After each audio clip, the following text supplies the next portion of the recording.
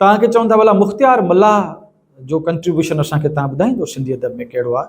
तव्हां चओ साईं मुख़्तियार मल्लाह असांजो इंतिहाई नाम कठो ऐं क़ाबिल मुहक़िक़ आहे ऐं हुन सिंधी अदब जी तमामु घणी ख़िदमत कई आहे ऐं हू ख़ामोश ख़िदमतगार आहे सिंधी अदब जो। हुन सिंधी अदब जी तारीख़ जो मुतालियो क़दीम खां जदीद दौर ताईं हिकिड़ो ज़कीम किताबु लिखियो। उन सां गॾोगॾु सिंधी अदब ते हिकु नज़र हुनजो किताबु आहे।